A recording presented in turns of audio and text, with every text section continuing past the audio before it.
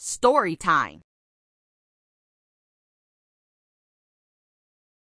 हरी भरी पहाड़ियों के दरमियान वाक़े एक छोटे से गांव में लूला नाम का एक छोटा भेड़ का बच्चा रहता था। लूला दूसरी भेड़ों की तरह नहीं था। वो हमेशा मुतजस्सिस रहती थी और अपने घास के मैदान के आसपास के जंगलों को तलाश करना पसंद करती थी। लूला की चमकदार ऊन थी जैसे साफ आसमान में तेज बादलों की तरह, और आंखें शरारतों और हैरत से चमकती थीं। एक कृकरा सुबह जैसे ही सुनहरी सूरज की रोशनी पत्तों से छानती थी, लूला ने फैसला किया घास का मैदान से आगे विस्प्रंगा वोडस में जाना।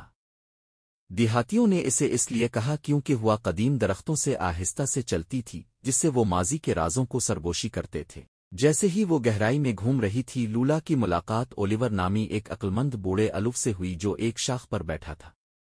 हो, तुम कहाँ जा रहे हो छोटा? ओलिवर ने हल्की नजरों से पूछा। मैं जादुई गाने वाले बरूक को तलाश करने जा रहा हूँ, लूला ने चीख कर कहा, इसकी छूटी दम जोश से हल रही है।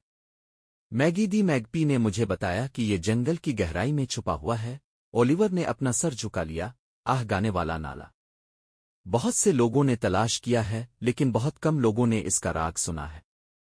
होशियार रहो छूटी लूला, जंगल मुश्किल हो सकता है। लूला ने हिम्मत से सर हिलाया। मैं करूंगा ओलिवर, मैं सरगोशियों को सुनूंगा और उनकी हिदायत पर अमल करूंगा।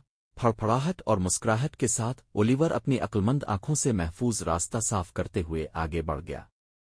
लूला के साथ हड़बड़ाती हुए जंगल की सरगोशियां सुनते हुए बाईं फिर दाएं देवदार की तरह सीधे वो अपने छोटे खुरों की रहनुमाई करते हुए कहते दिखाई दे रहे थे।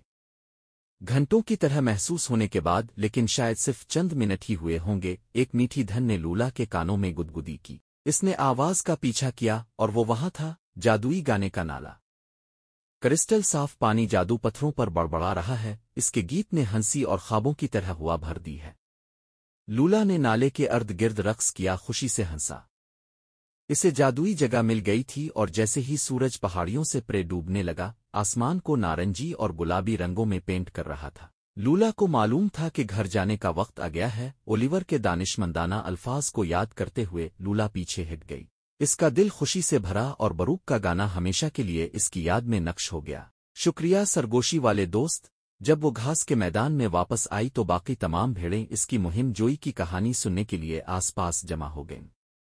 लूला अपनी चमकती हुई आंखों के साथ उन्हें जादुई गाने के नाले और सरगोशी के जंगल में इसके सफर के बारे में बताया। इसका दिल खुशी से फूल रहा है और उसकी रूह कदरे दिलेरी से